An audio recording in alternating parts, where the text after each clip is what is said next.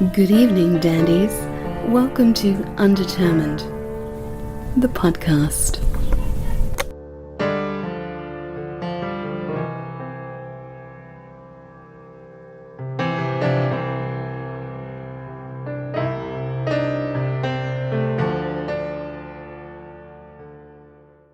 All right. So how's everyone doing tonight? Great. Very well. My teaching year ends in 4 days, and I'm very excited about that. Nice. Well, Yeah. we're all excited about that. Mm-hmm. It seems like the teachers, just in what I'm seeing, are extra excited about the year ending this year. Mm-hmm. I don't know if there's something particular about this year. Yeah. No idea what's going on. Yeah. Yeah. I think it's the culmination of the past 3 years. Right. Well, that and maybe, hey, I don't have to worry about getting shot for a few months. Yeah, that too. That For a too. little Well, you know, and last summer wasn't really summer. Yeah. Right. If you recall, it was a lock. It was not a total lockdown, but it wasn't exactly like, regular summer. Right. Yep. Yeah, I had my last teaching day on Thursday. So, yeah. Congratulations, John. Yay. Mm-hmm. Of course, going back for summer school, so glutton for Okay. punishment. So, Do you- I'm going to week off. Do you have a week off before Yeah. that starts? Okay. Yeah, I Good. did get a week. So that's good. Yeah. That's good. Yeah. 16 days total we got. So you can do anything for 16 days. Yeah. Right. Which probably will mean doing as little as possible for 16 Shh. if my guess is correct. I thought I wanted to be a teacher. Mhm. When I was getting out of college, I thought that might be a good option. It was either go the route that I'm on right now or go the route of teaching. And then I found that in 1992, there just weren't a whole lot of opportunities. And a lot of the teachers that I graduated with that would have, sort of been at the timing that I would have been a young teacher got pink slipped every year. Yeah. I think picking between two less than lucrative careers, I picked Mhm. Mhm. Kevin got stuck with both. Yeah, it's true. It's true. Well, 1992 is just a weird time to enter the job market, period. My yeah. brother went into the job market in 91. Mhm. No one was hiring anywhere, and everything was tightening up. And Yeah. it was a terrible time to be looking for a new job. And yet they were talking about drafting us too. True. Right. That was the last time there was a really serious discussion about drafting people. Mm-hmm. Yep. That was my sophomore year of college, and all that shit started going down. And I think people forget, like, our last experience at that point was people got drafted. Right. Yeah. Right. Yeah. Yeah, I was pretty much not going to let that go down. I was not going to get drafted to go fight for oil after learning to think critically and all. Yeah. That was the focus of the school that I ended up graduating from. Like, their mission statement was to primarily teach people to find themselves and learn to think critically. Mm-hmm. So it would have been really strange to go through a process where that was achieved and then you decide to just jump on board the Bush senior plan. Mm-hmm. So commies, that's what it. Yeah. But it threw me into the arms of music, so I can't complain. I'm still, Right on. all these years later, I still feel good about it. So Excellent. So you grew up in Illinois, right? yeah. Yeah. One of the main reasons why we decided to get back together, too, on the show, before I forget intros, we have Chris McGrew and Kevin Seal of Seal Party, Yay. who are going to be doing a jaunt here in the Midwest in flyover country. I'm very excited. You guys are both Midwestern guys originally. We are. It's a homecoming tour for us. Yeah. Yeah, I can't wait to be back. I miss the Midwest a lot. And I've visited there a lot in the last couple of years. But going back to do shows is much more fun. So, yeah, I can't wait. I grew up in Cincinnati and then went to college in southern Indiana in Bloomington. Uh-huh. Chris is all Illinois.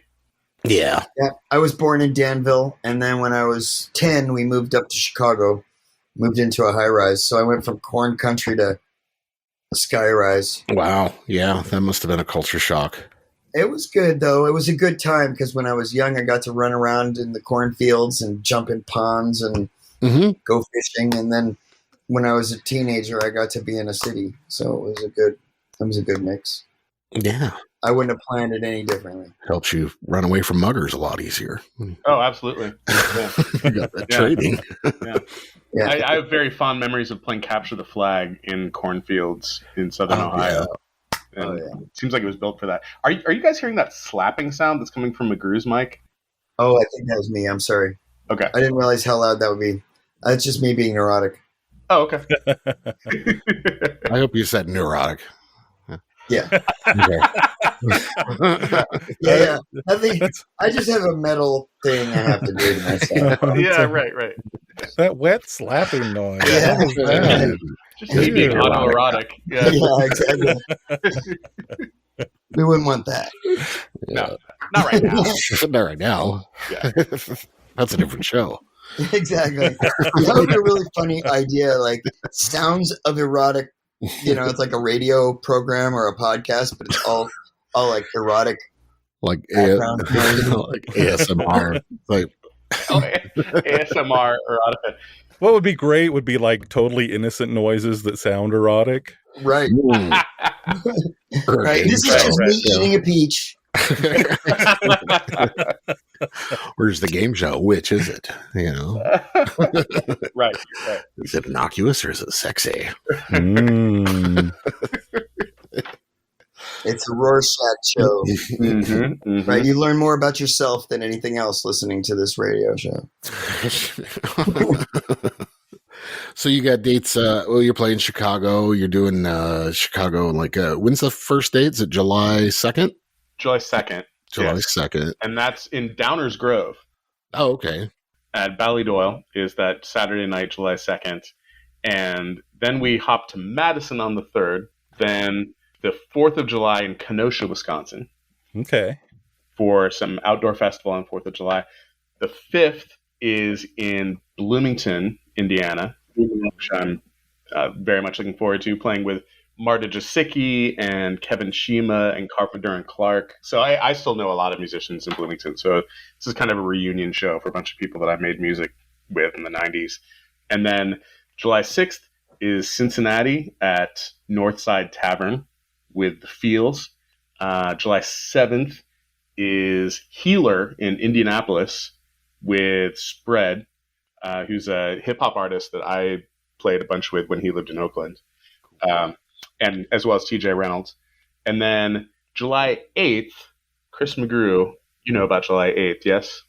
Well, actually, we found this booking agent in the Chicagoland area that came to us on a referral from our tour publicist.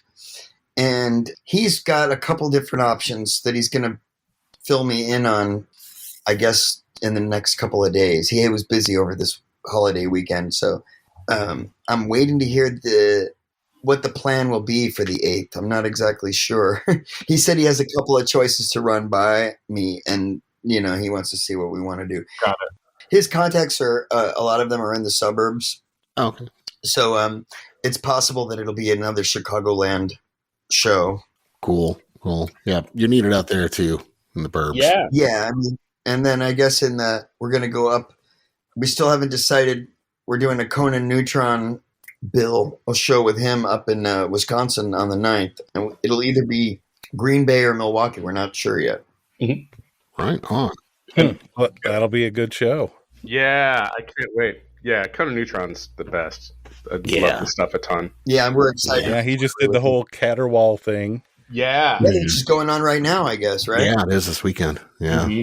Yeah. Yeah, that lineup looked fantastic. It looked like a lot of bands to pack in, man. From a production standpoint, I was like, woo. It's impressive. Those guys are working. I hope the sound guy got paid. Shit. Yeah. That looked like a real amount of work. Mm-hmm. 10 bands. It was like 10 bands in one day. Well, that's sort of like those PRF barbecue weekends, right? When they would do the PRF in Oakland, it would be 10 bands or 12 bands all right after one another. Crazy. And they made it work. They made it work, though, because it was a lot of backline gear. You have to backline the gear. There's no other. You got to do it that way. And it was a lot of the bands helping each other out. So there wasn't that much time between bands. And it was really well run. I loved how they did the PRF when I was at Mosswood Park. You got to have a couple of stagehands to move what gear has to be moved quickly. And you got to just pretty much get everybody to agree to use the bass amp and drum rig. Right. Yeah. And for PRF, everything was limited to a half an hour, and there was a giant clock at the front of the stage counting down your 30 minutes. And no one would go over the 30-minute mark, and that helped make it work too. Yeah, that is something that has to happen on those. You got to get people that are all willing to cooperate that way. Right. Everyone's going to stare at you like you're a dick if you don't adhere to that, I would think. Right. Yeah. You'd be surprised. People lose track of time. It's not always like malicious intent or ego. Sometimes people just get carried away, and it's like, oh, you mean I went long? Because 30 minutes goes by pretty fast. Oh, yeah. Right. Yeah. And then we're going to play on the 10th at this club in my old neighborhood in Chicago called Martyrs. It's on Lincoln Avenue, which is, cool. you know, I used to go to all those blues clubs up and down Lincoln Avenue all through high school with my fake ID. And so it's a really exciting thing for me to get to play in my old neighborhood, and that'll be on the 10th. And for that show, we actually get to play 2 sets.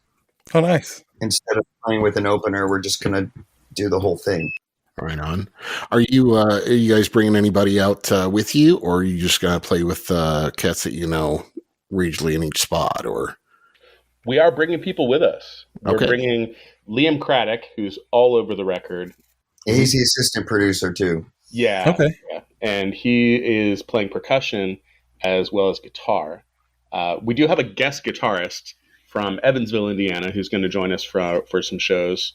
I'm not quite sure how many shows yet, but Mike Kmichek from the band Java. You think he might come to the Chicago show? I don't know if he can yet. He wants to. He's definitely going to do Indianapolis and Bloomington and Cincinnati. I'm excited to hear that he's going to be on board. Yeah, he's great. He's great, and a great singer too. But he'll be joining us for some out there. And then Renee Paget is coming with us from California, and she sings on the record. You know, she sings lead on Elijah McClain and harmonies on a lot of the other songs. And Spence Murray on bass, who used to play with me in Pamela Parker's band.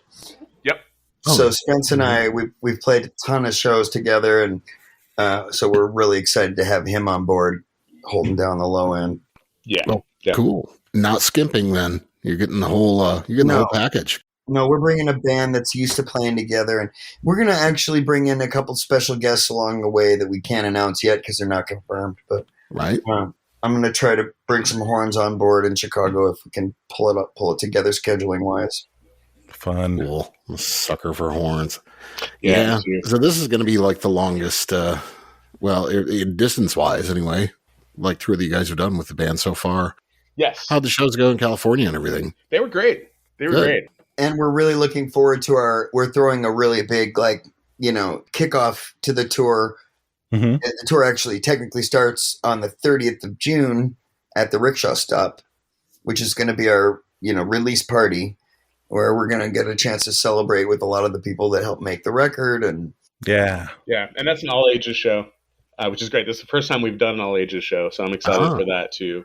And that's with, 2 other bands comprised of a lot of the people who play on the record. So Comforting Chaos and Collectivity. And that's Rickshaw Stop is San Francisco. I don't know if we made that clear, but nice. June 30th in San Francisco.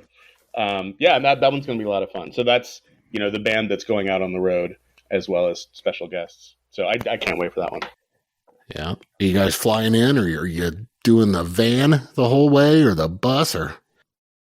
We're going to fly to Chicago, pick up a Sprinter van from Bandigo, and do a little loop to Cincinnati and back. Yeah. Well, I mean, fuel is so outrageous right now. Yeah. Mm-hmm. Yeah. I mean, we just only really could justify being out for 1 week or a little more. So to be to drive all the way from California, it's a haul. Anywhere from San Francisco, you're starting with some long drives. Yeah. Mm-hmm. If you want to make it to another big city, there are regional tours that we're going to do too in the future, but I just wanted this one to be, I wanted short drives, and I wanted to go where people are going to be inclined to come check us out, because it's a new band. Nobody's heard of it. So if we have to go in cold, why not start at home? Right. Yeah. I mean, there's still going to be hopefully people that remember you guys. It sounds like you've still got some good connections there. Yeah. Oh, definitely. And it helps that both of you are from that area too. Yeah, it does. It does. So yeah, we have comfy places to land in each city, and we're setting this up hopefully so that we can continue doing this and come back next year to maybe go out a little longer and come to Missouri and Pennsylvania and deeper into Kentucky maybe. Yes. Yeah. Well, we can definitely help find you some possible landing spots in Missouri. Oh, sure. Yeah. Fantastic. Yeah. I had a great time last time I played in Columbia. Mm-hmm. Next on the follow-up tour, we're going to definitely plan a stop there. Maybe play St. Louis or something. I don't know. Yeah. Como. Yeah. Como, Kansas City. Yeah. All three in a line right there. Mm-hmm. Really, you've got just a 2-hour drive between each town. So it's not bad. It's a good little shot. It's the main reason why people come through here. They just hit that 44 corridor and you can pick up 3 spots. I love it. Sounds like a plan to me. Yeah. Yeah, there's a buddy of mine named Scott Pink Mountain who I used to tour with, who now lives in Southern California. But his whole plan was to get an entire backline and leave it in storage in one city so that he and other bands that he worked with could just come unlock the storage unit, get the backline, and then go hit all of these cities that were closer. Oh, that's a great idea. Yeah, and he did that for a couple years. He's not doing it anymore, but he did all this research to figure out which city would be the smartest to have this storage space, and he landed on Pittsburgh. Oh, really? Because Yeah, it's close to a bunch of other cities within a 3-hour drive or something, right? right. Because he knew he wanted to get to New York and Boston and Philly and all of that. And then, Pittsburgh to Cleveland is less than 2 hours. And so once you hit Cleveland, you're in that area where you're getting all these nearby towns. So, yeah, I love that idea. I would love to pursue that kind of idea myself. But Well, with Dr. Becky there, she could maybe help us pick where we should store it, that's true. She knows the city well enough to. Yeah, maybe have a kind of keeper just to make sure everybody stays on Maintenance guy. Yeah, right. She's pretty busy. I don't know if she has time to do that. But Somebody come in and make sure the guitars are dry. she's like a big researcher. Yep. She has her hands full. But maybe she could give us a tip on where to leave the stuff. Yeah. Right. Pittsburgh's the center of it all. That's interesting. Mm-hmm. Gear caching. That's the next wave. Right, gear caching. No, I mean, it really is a thing because it doesn't, as a West Coast band, it is a little trickier to get started, on your touring than it is on the East Coast. So it adds an extra layer of difficulty when you got to get on a plane because you're obviously not bringing the drums. Yeah. At least I did used to take my drums on trips to the East Coast. I've flown them to the East Coast a couple of times and I have a case to do it, but it just seems so impractical. Yeah. Buying another whole plane ticket for your drums. Yeah. Yeah. And God knows what's going to happen to them between here and there. And oh, yeah. I mean, even if I'm not worrying about that and I bring drums that are replaceable or whatever, it still seems ridiculous. Mm-hmm. You could buy a pawn shop kit for what it would cost to ship them. I don't know about that. I mean, even just the rentals, it is kind of costly. Like, even for this trip, if I were to actually go to SIR, it would be like $300 a day. So it'd be like $2,000 in drum rental. wow. So if I didn't have somebody to do a trade with, like I'm doing, you would have to come up with some sort of creative solution. Yeah. Other than that, The rest of us need to find doppelgangers. Yeah. I need to find a keyboard player in the Midwest who wants to come tour out on the West Coast. Exactly. No, I've got Kevin Carnes who just moved to Madison. So he just came here last weekend and I set him up like a drum tech. I even gave him cartage and shit. I moved the drums from gig to gig for him. So we're doing a little trade. And it makes it more feasible for him to come out here knowing there's drums. And same for me, That's what Dave Brocky used to say about Gwar. Was that, it can go on forever because of the costumes. Great. Right. I once got fed to the beast under the drum riser. Oh, nice. Yeah. Nice. I was a huge Gwar fan. Yeah.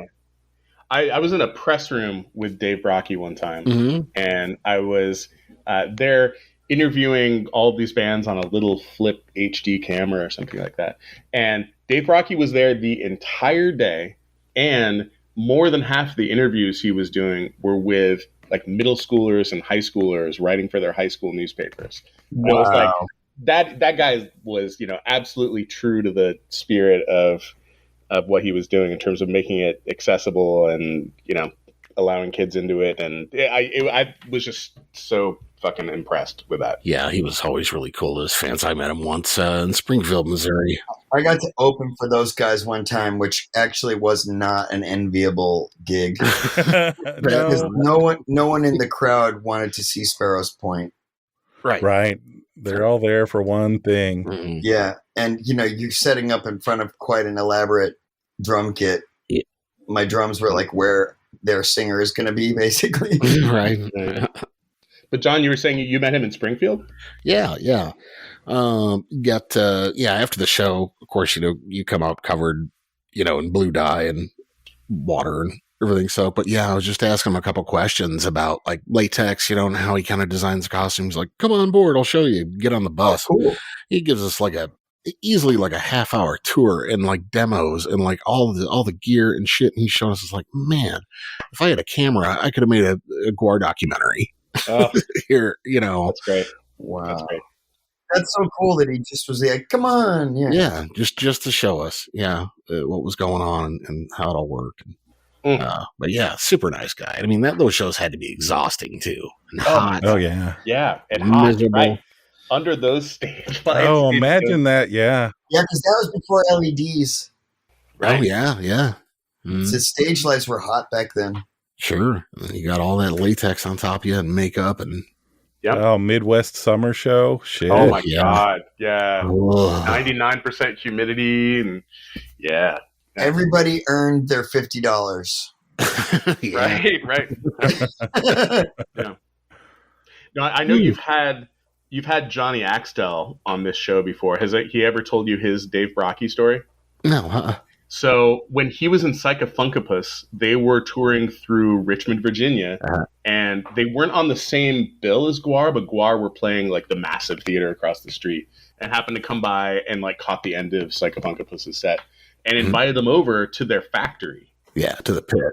Yeah. So he got to hang out where they were building all the costumes. Yeah, I'll leave the rest of it to him to explain, but I think it was a pretty life-changing. Yeah, we need to have him back on. Like we've been talking about getting him back on. Yeah, Johnny's basically become a kind of a core member of the band in Seal Party. He's been enthusiastic and wanting to play with us whenever he can, and come into the studio and rehearse and record, and it's been really nice to see how excited he's been, and so yeah. He has a new single out. Oh, does he? Yeah, it's a collaboration with Simone White, with whom he's never been in the same room. It's been a collaboration across oceans because Simone's in Australia, I think. They have a new thing called Mr. Funny, and they put out a song called Party Hat. That's great. Which is great. It's like this cool, like weird, angular sort of funk song. It's really, really good. I like it. Yeah, we played it at one of the shows. Mm-hmm. Yeah, it doesn't take a lot to get him motivated. Yeah. No, he's always got like some kind of weird shit that he's working on. Yeah, and it's always cool. I was just joking online like about a week or two ago, and I was like, it was like 1 a.m, and I was like, I should go crank that amp up and just blast everybody out of bed. And it's like I had this idea for like doing a cover of Seven Spanish Angels, but doing like a punk cover kind of, Nice. a noise cover of it. And then like he gets online, he's like, that's a good idea. And then 20 minutes later, he's sending us guitar tracks. Yeah. I'm going to get up, go down to the studio, and I'm going to work on that right now. Yeah, let's do that. Let's do that right now. That's right good. now. Yeah, that's a good idea. That's great. Yeah. Yeah, I like his setup he has at his house. Yeah, it looks pretty cool. It's like, the studio is the living room. Mm-hmm. I mean, it's just like, he pretty much can go right from like making tea across the room and, make a beat. And he's got all his synths and, analog patchwork going on. Mm-hmm. Yeah.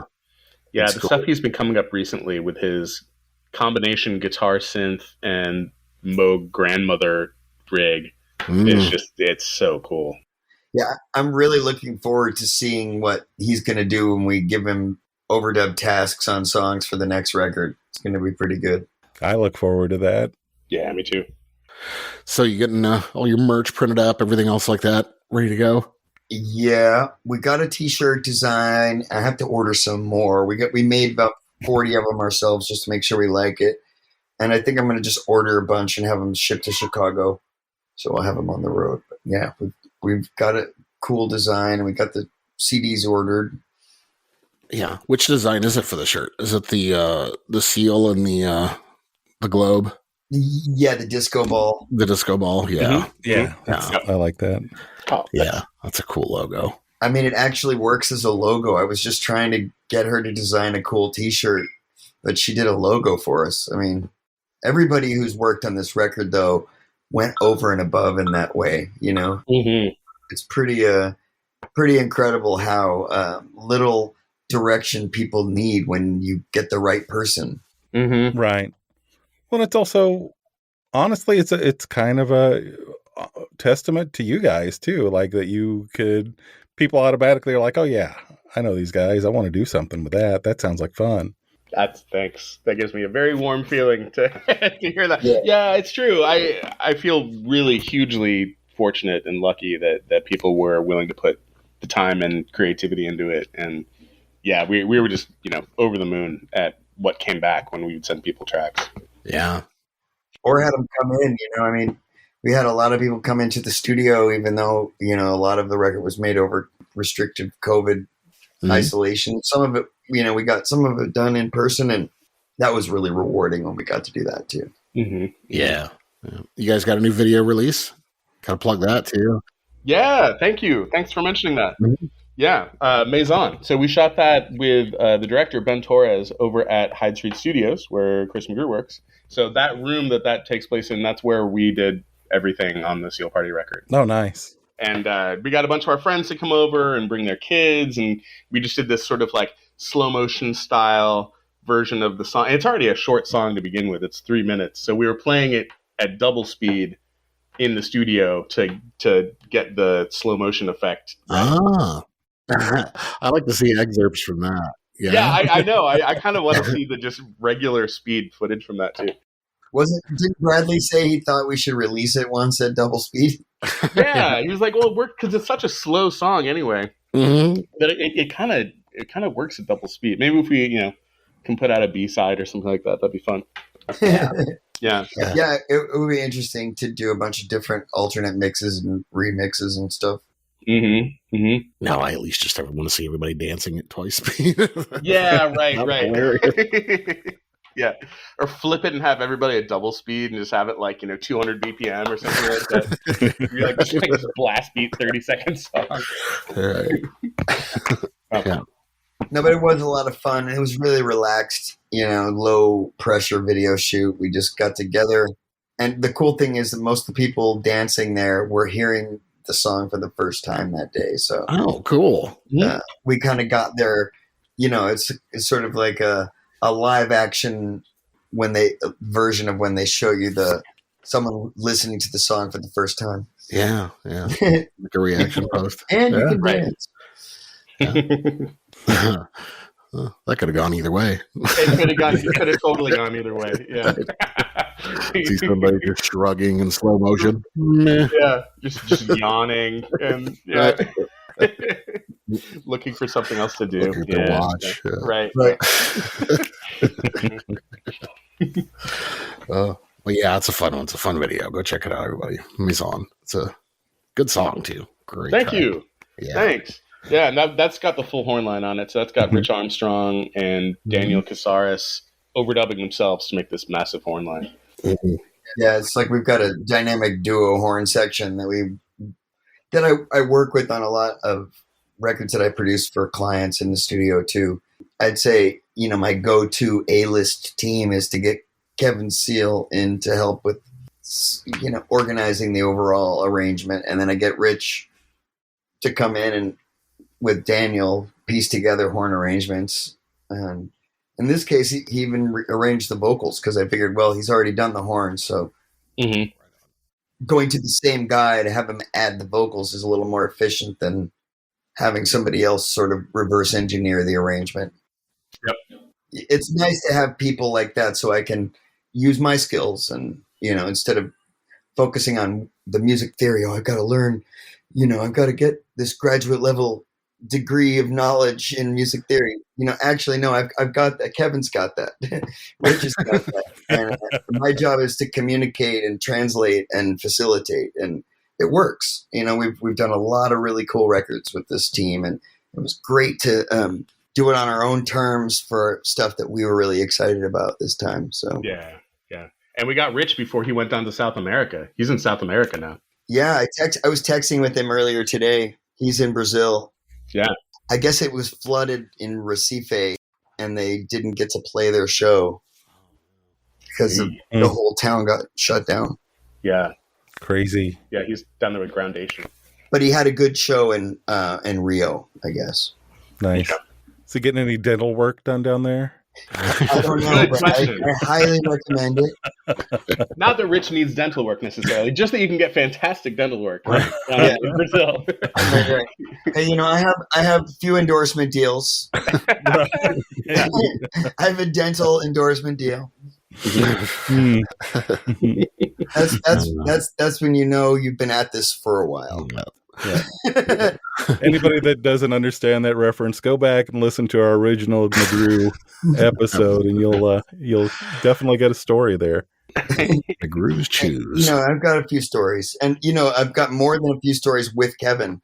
We've now traveled to, I don't know how many, 3 continents, I think. Yeah. We want to hear more weird stories. Every one you've told us has been out there. Yeah. Kevin, why don't you tell him a good one? Oh, man. I like the story of the first day we met, because we were getting ready to sign this contract to go play in China for a month. Yeah. But we hadn't met each other at all. And I didn't know between Chris McGrew and Michael Cruz who was the bass player and who was the drummer. So we were stepping into the agent's office like, hey, yeah, we're a band, but we hadn't rehearsed or even spoken to each other. It was literally the first day I'd ever seen Chris McGrew. And so we were all just kind of nervously smiling at each other and hey guys, this is you fun. Yeah. But yeah, we dove in blind, and it turned out great, partially because Chris McGrew was holding down the groove, so it was all very danceable and super fun. Yeah, I mean, and we had a lot of curveballs on that trip. So yes, you did. Yeah, you told us the story. One of the things that Kevin and I both discovered about each other is that we're good at rolling with it. Yeah, and I think if any young musician ever asks me what do I need to really keep in mind or whatever, I would always tell them, remember to be flexible and polite at all times. And I think you're going to get curveballs. Kevin's always so level about his, okay, well, this is what we're going to do. And, instead of reacting and getting fired up and wasting energy, Mm-hmm. Thanks, man. You know what I think a lot of that comes from? Because you've got that too. I think that's a very Midwestern trait. Maybe so. Yeah. I'm like that. I'm a big believer, and I tell people all the time, I'm like, curveballs, difficult moments, those are opportunities. You have to keep your mind and your eye open for that. Absolutely. Yeah. That's the right way to look at it. Right. Yeah. I think there's kind of an unflappable nature to a lot of Midwesterners that I know, where you just kind of, there will be adversity and you just kind of deal with it, and you don't be a diva about it. You just kind of, you roll with it and you make adjustments and you make the most of it and you view it as an opportunity. Exactly. And no matter what, you're always treating people respectfully and politely because, that's how you were raised. Right. Yeah, it's true. And you kind of get raised to do those things without effort because it's how you want to be. And I think that's what's different about people who aren't from the Midwest. They sort of look at those things of being sort of flexible and polite through adversity as being things you have to do, Yeah. But I think, my mom always raised me to be polite, not for the other people, but because it feels better. Mm-hmm. People that are new to Kansas City all the time, especially if they're from the coast, either coast really, are just like surprised, like, why is this person talking to me at the grocery store? Like, that's what everybody does here. Right. But they're like, that's fucking weird. And I'm like, no, it's not. And after a while, like, they're like, oh, this is kind of nice. Right. Yeah. And it's not leading to anything necessarily. It's just you're with this other human. You're standing in line for the next couple minutes. You may as well strike up a conversation. Why not? Right. Yeah. And yeah, that hardly ever happens to me in California. It's kind of true. It's sort of you're looked upon as a little bit like a what do you want kind of look. Talking to a stranger in one of those situations here. Believe me, I know from experience. Right. And I have to, like, when I'm not in the Midwest, I have to kind of keep that in mind. Like, don't be like that here. Yeah. Mm-hmm. It's too bad. I think that's partly how the condition becomes this way. But, when I first moved here, it wasn't as bad. But I just think, when people move to a place for opportunity and career advancement, it brings a certain type of person. Yeah.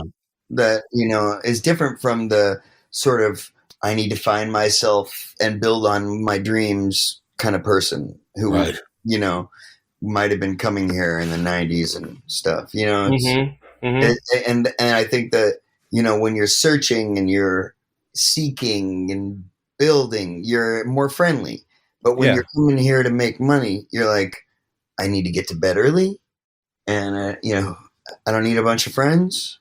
Right. I'm trying to make my .com dollars, Right. And I watched that transition get like more and more extreme. And this last boom, it was just like basically a bunch of hedge fund managers came in. 20-year-old hedge fund types who were like, felt like they were entitled to, lots of money. Yeah. Though, to be fair, I think the original weirdos are still out here. Oh, yeah. Sure. You still run into all of them. They're around. True. And I'll just throw in as well. So my girlfriend is a native Californian. She grew up in LA, in Burbank to be specific. And she's very much someone who talks to strangers in line or, just random people. Mm-hmm. And I think part of it, she has, the sort of approachable face that people are comfortable talking to her right away. So there are definitely exceptions out here. But I think the general climate of it's totally accepted that you're going to be talking to whoever you're standing next to, even if it's a stranger. Yeah, is more commonplace in the Midwest. And I miss that. It's one of the things I love when I'm back in the Midwest.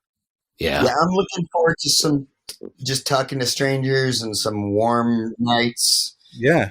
I'm just looking forward to having like a road trip with some friends too. It's going to be fun on all those levels. Oh yeah. Even if it's not like a big thing, you're still, we're sharing moments. Yeah. All the time. Yeah. Right? If there are two people together, they are sharing a moment. And I don't know. Yeah. It feels weird to me to like just leave that unaddressed in any way ever. Yeah, I think that what sometimes people view as small talk about the weather or something like that, there's a subtext there of, hey, I understand you. We're under the same clouds, Right. It's in a sort of, it's a reminder of like connection that I think, right. I think right now is, it definitely feels bizarre to not be able to strike up a conversation, and it's more awkward. I think everybody's more awkward with strangers than they were 2 years ago. Yeah. Yeah. Mm-hmm. Mm-hmm. Even I feel weird in a crowd sometimes, and I have to shake it off. Well, you can't read people's faces now. No, it's a lot harder. Yeah. And, and it's not like we don't have our fair share of weirdos and serial killers and everything else in the Midwest. We've got those. Yeah. Yeah. It's great. They're everywhere. Well, like you say, I mean, looking at, not trusting faces, look at BTK. I mean, the guy was like animal control officer, just looked like a cop. Yeah. Yep. Like anybody. That's right. Yeah. I always like to think that the people who are weird in the Midwest are naturally weird. It's not a put on. They're like weird people trying to appear more normal. Right. Whereas I think in some of the other parts of the country, the people on the fringes are kind of putting on the face of being on the fringes a little bit more. Yeah, I mean, I think a lot of people, thought they were weird, and then they moved to San Francisco, and they're like, "Oh, wait a minute, I'm not that weird. I better start hyping up the weird." Right. And then next thing you know, they're at Burning Man, wearing pasties. And then there's a lot of accepted weird that shouldn't be accepted around here too. Yeah. Wait, how so? What do you mean? It's fucking creepy. Like if you go into like really like the red parts of the Midwest, holy fuck, man. Oh yeah. Their logic is gone. Gone. Yeah. It is, full on drank the Kool-Aid, mind washed, all kind. It's creepy. Yeah, it is. Yeah, it's getting weird. Yeah. I'm scared by that. I'm genuinely frightened by the embrace of ignorance by and misinformation by the sort of. I mean, it was bad enough. The Southern strategy was bad enough, but I feel like they've militarized it now. Mm-hmm. Oh yeah. It's like the Southern strategy seems quaint now. Like, oh, we just got to get the white evangelicals to vote for us and we win the Electoral College. I mean, okay, that seems kind of like strategy. But what they're doing now is it's on another level, trying to take over the secretaries of state so they have the power to overturn the will of the people. This is now, we're in danger in a way that this country hasn't been in since the 1860s. Oh, yeah. Mm-hmm. Mm-hmm. I've never been more scared. Yeah, we've got a representative here, Vicky Hartzler, who's, their Republican rep or whatever. It was 2 days after the shooting in Texas. We were getting flyers in the mail of I'm your Second Amendment supporter of her standing there with an AR. Wow. In a mass like color glossy flyer. It's like, how is that? How is that your first go-to? Right. And that was so quick. And she's like, we need to get out there and protect the Second Amendment now. And, quick, get a picture of me with this rifle. Right. We're losing the argument. Let's make some noise. Right. Holy shit. I mean, it was just like a 2-day turnaround. But what was really crazy is they somehow convinced the majority of Republicans that the election was stolen. That's insane. I mean, she must have had that flyer designed and at the ready. It was probably ready to go. That's the only way I can imagine. It's probably in a go-to folder. Which is creepy. The NRA probably had them pre-made and sent them to her. Mm-hmm. Yeah. Did you guys notice when the recent list of which senators got how much money from the NRA was listed a couple of days ago? I read it. And Mitt Romney got over double anybody else, over $13 million. Wow. Shit. So they were playing to the middle too. Yeah. And Mitt Romney has been strangely silent. Yeah. 13 million. That's a lot of money to get from the NRA. A lot of people have been considering him a rhino as of late. They have been, but that's only because he was, trying to also play to the middle. Mm-hmm. Yeah. Like he always has. But it's funny how to be in the middle now, you pretty much have to be an extremist because they've succeeded in pushing the center further and further to the right as our representatives keep compromising with fascists and racists. Right. And this is like a horrible thought, and I don't like that I have this thought, but I do wonder, like, sometimes, what if Romney had won? Like, would that have changed the direction that the Republican Party went in? Probably. I would think so. You mean the primary, if Romney had won the primary against Trump? No, if he had won against Obama. Yeah. Oh, the backlash. You're talking about the backlash. Right, but it stirred up so much shit when Obama won. Yeah. If Romney had won, how more like mainstream would things be? I don't know. I mean, I feel like they were consistently moving. This has been going on since the 60s, this effort to use race and, to sort of divide the poor and white and black populations and keep the working class from organizing. And this has been a long time strategy. I just think that it got accelerated a little bit, but I don't think it would have.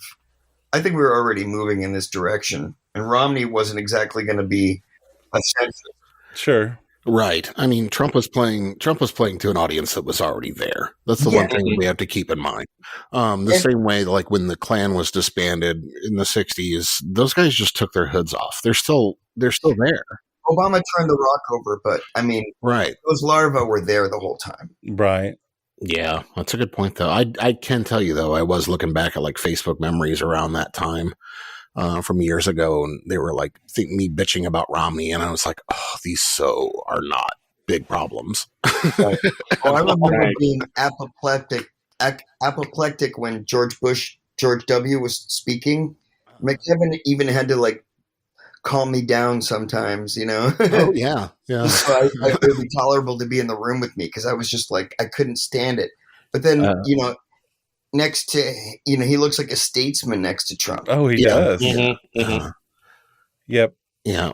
I think the bar has been lowered so much. I'm thinking, man, I should have run. Seriously. Yeah, I think that was the thing with me. Is like you couldn't even complain hardly so many times with Trump because your jaw was on the floor. Yeah, there's just so many surprises. Whenever they're like, you've got to be. I was just agog at how I think it's a strategy. Ridiculous just flood the airwaves with shit. Yeah. And by the time you actually construct like a thought out, reasonable rebuttal to that, he's moved on to 4 or 5 other things. Yeah. Much right. Before he can be held accountable for calling all Mexicans rapists, he's grabbing pussy. Right. It's like right. Boom, boom, boom. And it's real easy to just make that bold statement. It's harder to come up with like, this is why this is fucking wrong. And also you have to keep in mind that this is all made possible because every Democrat president that we've had elected in my lifetime since Carter has played to the center in fear of this Southern strategy, and it's backfired to do that. I mean, Obama pretty much coddled the banks, and Clinton made all these horrible prison policies because he didn't want to look soft on crime. What they did was they did nothing to protect the working class. So, of course, nobody feels like we have an advocate at the table right now. And that's why Trump was able to get so many of those white blue-collar voters in the middle states, Right.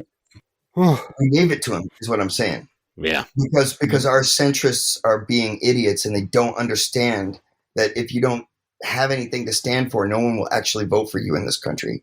You got to stand for something. You do. I'm frustrated. I want a progressive party at this point. I don't think I'll ever support the DCCC again. With money anyway. There's more and more leanings that way. Yeah. I think they're done. They're as done as the Republican Party. I think both those parties have proved themselves to have betrayed their principles. There's not a conservative platform. There's not even a platform. No. I think it's all about the right candidate. It really is. Yeah, I just also think that the Democrats are using Manchin and Sinema as fig leaves because they don't really want to get progress happening instead of actually whipping them. Because that's what you used to hear about. You think Tom DeLay would have let Manchin just continue with this shit? Right. Yeah. Right. No. Tom DeLay would have gotten some changes made, or Manchin would have had no power for the rest of his career. Right. That's what happened before. So why are they being so weak? They're doing it because it gives them cover. Yep. And it gives them power. Yep. Right? You have to listen to me because my vote is what you need. No, but that wouldn't have worked under Tom DeLay. No. He would have been like, no, you don't. He would have shut that down. But they're not doing that now because they like having an excuse for not actually getting something done. Right now, let's not forget, they hold all 3 branches. Yeah. Yep. And nothing's getting done. So there's no excuse for us not to have passed, comprehensive background check. Yeah. Gun reform. There's just a bunch of stuff that should have been passed that isn't being passed, partially because they are abdicating their responsibility to represent their voters. They're representing their donors. That's the problem. Yeah. I'm calling it out. All right. See, I'm wondering if we might see something akin to what's been happening in El Salvador the last couple of years. What's that? It's getting very little coverage in the press here. I don't even know. They had a president who came to power in El Salvador who was opposed to both of the main parties. They were a 2-party nation primarily. And so Bukele, this guy Nayib Bukele, came into power by just declaring his new party entirely separate from the two entrenched parties, and coming in on a platform of anti-corruption, basically. Mm-hmm. And so he was vilified by both of the parties, but won in a landslide. But since then, he's been, treated like a pariah by the Biden administration, because they're scared of what he's going to do. And he's generally enjoyed, pretty rampant popularity. And from what we're seeing, he's kind of a centrist. Like, he's not an extreme left-winger or communist or anything, but right. But he's considered a threat because he doesn't really owe anything to either of the entrenched parties. Yeah. But as a result, there's been all of these attempts to bribe Congress people in El Salvador, some of which have been caught on tape. So mysterious, visitors to the country have been caught on tape offering these Congress people citizenship for them and their entire families in the United States. Wow. Yeah. And so that John Perkins kind of stuff, those economic hitmen that come in. It's exactly the John Perkins kind of stuff. Mm-hmm. Yeah. But so that's happening in El Salvador, but it was uncovered that those bribe attempts were happening. Wow. Whereas in Honduras, the bribes just went through and people were paid off, and they ended up overthrowing a, somewhat analogous figure there recently. So that playbook actually worked this time there, whereas in Salvador they got caught. Yeah. Well, it's amazing that they're still doing this. I mean, I guess it's not. They keep getting away with it. But it's crazy how we're supposed to be patriotic. But I think the most patriotic thing we could do is take a critical look at the actions of our representatives. Absolutely. And say, well, why are we sending people over to die? For what? Mm-hmm. And why are we, trying to dominate a country in Latin America? Why are we afraid exactly of them determining their own future? Makes you wonder who's really, behind it all. And it doesn't take a conspiracy theorist to go there, Well, and it's interesting too. Historically, you look at even in American history, trust busting was also, the big thing behind Teddy Roosevelt. Mm-hmm. Yep. And there's a good example of not needing either party and just saying, I'm just going to start the Bull Moose Party. Mm-hmm. Mm-hmm. And it didn't matter to people as long as the candidate was the right candidate. And at that time, he was also going for busting up corruption and, business ownership, everything else like that. So, yeah, I can see it coming back around. I'd like to see less cult of personality and more cult of platform. Mm-hmm. I want to see the platform get elected. Yeah.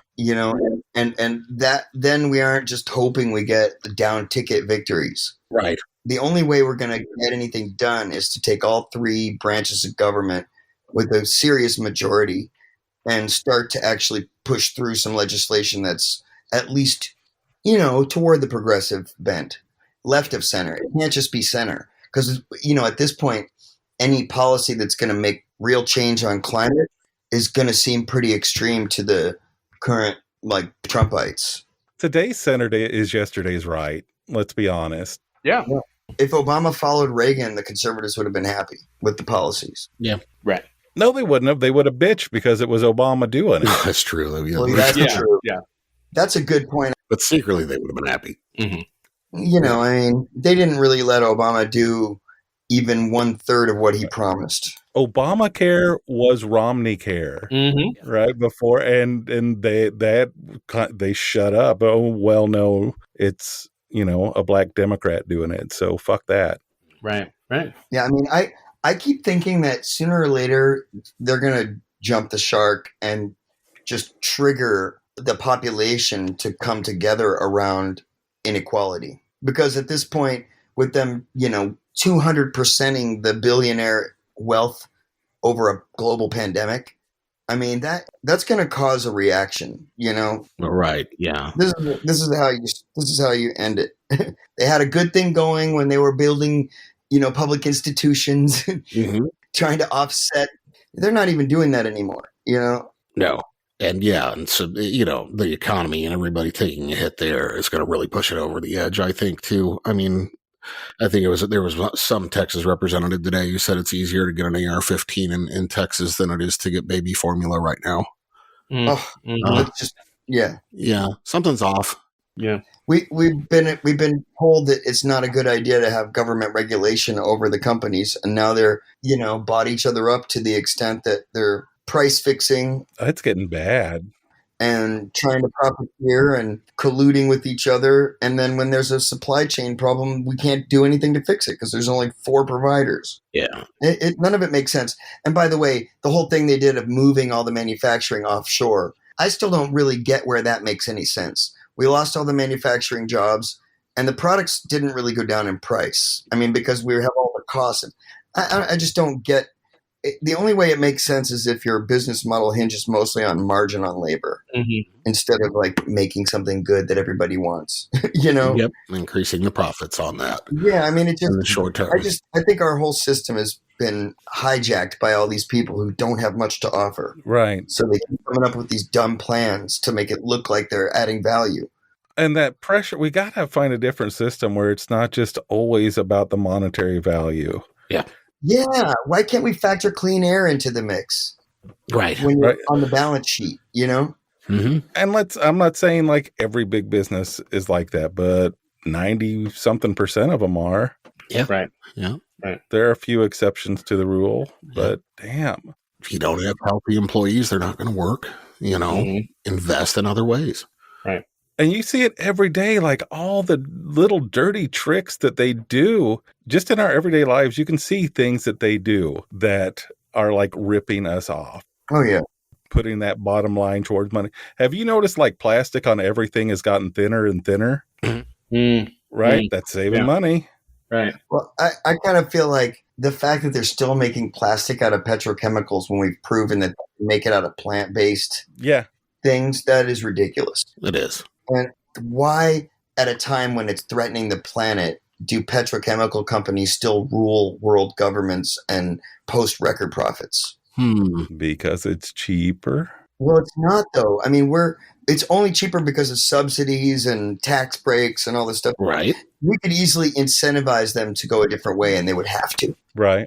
Yes, but then all their buddies would go broke. Well, their buddies could shift their investments, use their inside knowledge, and break the law if they want to, and keep their money in power. I really don't care. Yeah. I just want some shit to change. Yeah. I agree, but I think it doesn't work out as smoothly as you think. I remember when T. Boone Pickens was like, hey, wind, everybody. Yeah. Right? What happened with that? I mean, we got some wind, but it wasn't the big revolution. I think that was just like the oil company, the tire companies buying up the trains. Because T. Boone Pickens made his money in natural gas, and we just had a shale oil boom that buried the wind business.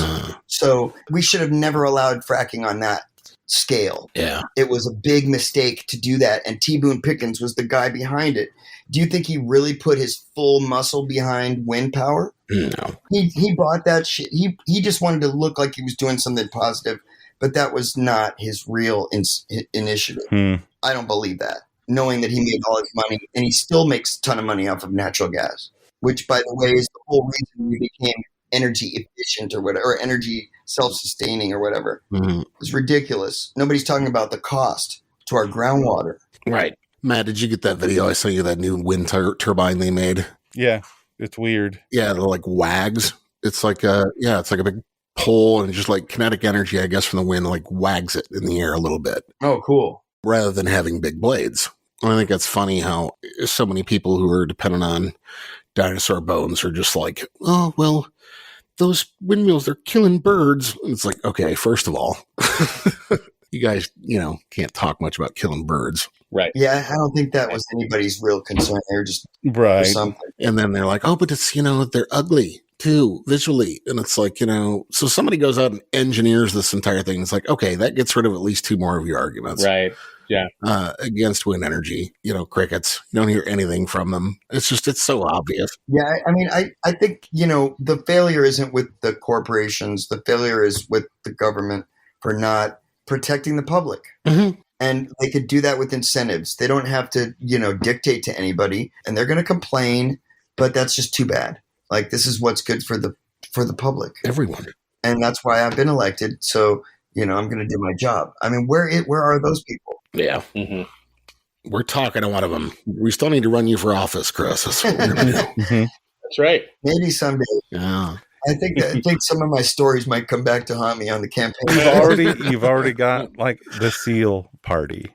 Right. You got it. It's right there. Yeah. See, that is part of the thing is that but our platform is based upon bringing together people who might not have otherwise met to have a good time. That's where we begin. Right. Mm-hmm. But yeah, you could be our meat kite. Right. There you go. Get the meat out there on a kite and see if it catches wind and takes flight. We brought that all back around, didn't we? Yep. With any luck, it comes back medium rare. Oh, look at us. Yeah, no. So, but Kevin and I really haven't changed our platform. We still seek to have an impact in our same way, which is that we want people to have fun. We want to kind of inspire people, uplift their spirits a little bit. Yes. We're not looking to do it all at once, but we do hope to make some people happy. It makes people dance. Yeah. Yeah. It's about having fun for a little bit, but in order to do that, you got to deal with the real. It's not like it's all like party. Sometimes you got to talk about what's really happening, but it can be done in a way that isn't depressing. Right. Yep. We try to remember that people didn't come there to get bummed out. That's not why you go out to the show. It's hard to get bummed out listening to a Seal Party record, I think. Yeah. Well, that means we did our job. Good. Thanks. Yeah, I love it that we had 22 guests on a 16-song album. Yeah. Yeah. That's a lot, yeah. Yeah. And they really sound like themselves. They came in and played and sang how they play and sing. Yeah. And we didn't end up with a record that's all over the place. We managed to kind of give enough direction so that there's continuity. Mm-hmm. And I think that Kevin did a really good job of making the chord progressions have enough musical signposts that it didn't require a lot of discussion when we have somebody come in for their part. Most of the time, the discussion would center around the emotional target or something like that, and I tried to stay away from telling anybody what to play. Right on. So what about getting tickets?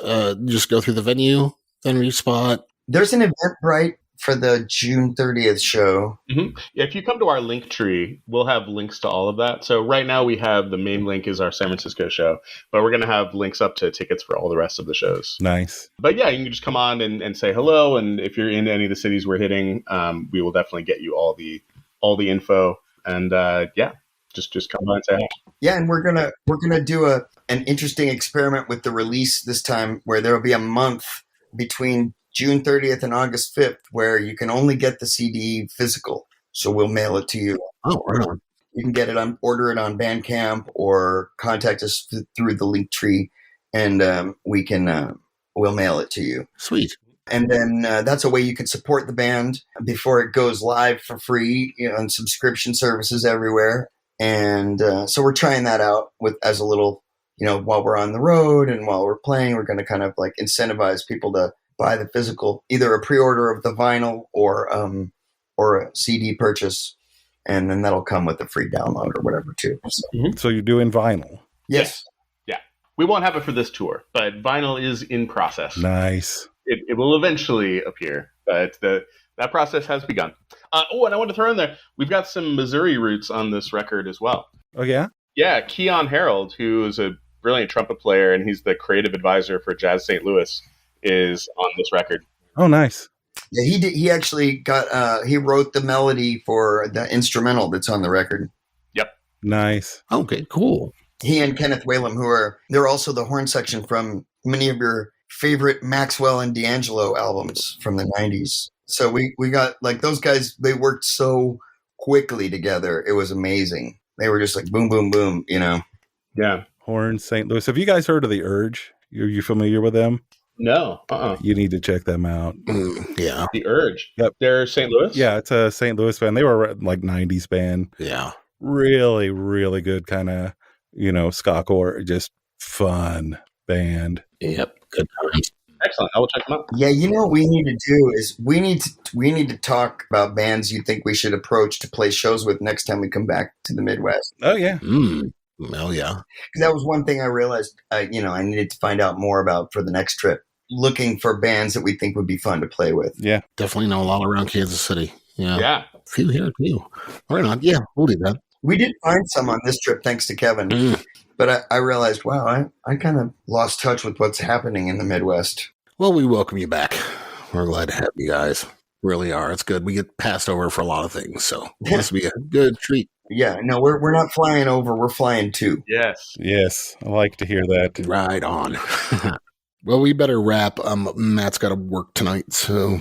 Yes. Well, thank you. Oh, no problem, man. Yeah, absolutely. Yeah, man, it's good to catch up, and I'm bummed that we're not quite close enough to make it. Yeah. I am too. Next time we're out, though. The Midwest is fucking big. It is a bit of a haul. Yeah. It's big, but there's a lot to hit. Right. St. Louis is not that far from Indianapolis, and Kansas City is not that far from St. Louis. Like, they're really not. It's not that much of a leap. Right. We just kind of ran out of days. Yeah. We talked about going to Kansas City or St. Louis, but it just ended up being like, oh, wow, we've only got 10 days to do this. No, and then really once you hit Kansas City, you got like Oklahoma and Denver, and there's not much else. Right. No, that would have been sort of the farthest west point and any Midwest swing, I think. Yeah. Yeah, we were trying to sneak in Detroit and Pittsburgh this time, too, and we weren't able to get either of those in our short run. But next time, hopefully, we can come out for longer. Yeah, that'd be cool. We'll be there. Yeah. Awesome. Right on. Well, thanks for helping us get the word out about these shows. Anytime, man. Oh, absolutely, man. Anytime you guys want to come back on. We love having Chris and Kevin of Seal Party on Undetermined the Podcast. Woohoo! Woo. Thanks for listening, everybody. Have a good week. Bye.